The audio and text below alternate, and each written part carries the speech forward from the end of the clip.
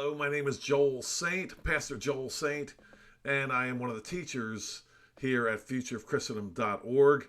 And I want to encourage you to come to our conference October 11th and 12th here in Lancaster County at the Spooky Nook Sports and Recreation Center. We had the conference here last year as well. I want to give you 5 reasons in 5 minutes very quickly why you should attend the Future of Christendom Conference this year. Let me start with a question. What do you expect at a conference? Do you expect to hear and feel, or do you expect to hear and do? I'll tell you right up front, this is a hear and do conference. Here's why. 5 reasons. Number 1, our speakers have real-world experience. We do a mixture of laymen and pastors. That's what we present. Our speakers have gotten their hands dirty in front of abortion clinics, at gay pride parades and events. Other examples, for example, we have John Harris coming to speak. John Harris has told the truth about what's going on in some of our major denominations and has taken a lot of criticism for it. He's not just talking, he's actually confronting. We also have Chris Hume, for example, that brought to the attention actually of the nation the Amos Miller case, where Amos Miller was being prosecuted by state officials. And Chris stuck his neck out for Amos Miller. This is the kind of people that you'll be hearing from. Matt Truella, who has been working on behalf of the unborn, not just speaking, but actually doing for years. These are the kind of people that you'll hear from at this conference. Others as well. You'll be hearing from Pastor Paul Michael Raymond, who got involved with his local sheriffs when all the cancellation nonsense was going on back in 2020 and to some extent 2021. The people you will hear from have real world experience and have slapped the wolf up close and personal. In some cases, they've gotten bitten by the wolf, but they're not just theoreticians. That's the first reason.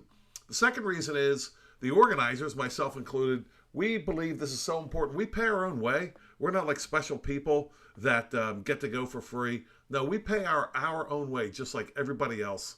We believe in it to that extent. The third reason, our 18-minute expositions are pretty much unique as far as conferences go. You'll be hearing from over a dozen speakers who will tell you why they believe a certain thing. Of course, our theme this year is Christ is King, and you'll be hearing from various speakers. Christ is King of natural law. Christ is King of raw milk.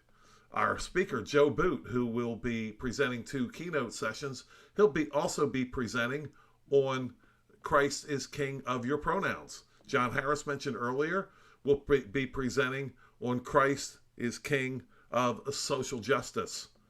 So you're going to want to hear these. It's a lot packed into a short amount of time, and I believe that you'll be hearing more in a shorter amount of time than you will in any other conference.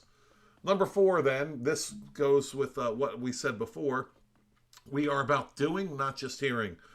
I had a friend who was at a preaching conference given by a well-known Reformed speaker. The conference was about preaching. My friend wanted to do some outdoor preaching during the free time of the conference. Not a bad idea, as Spurgeon said that if a man can't or won't preach out of doors, he is not qualified to preach indoors. You can probably imagine what happened. He couldn't get, at a preaching conference, he couldn't get one person, not one, to go out and preach with him. And yeah, I mean, I would say this is pretty typical, really. This is actually not so problem. Or not so, what's one word? Not so unique of a problem.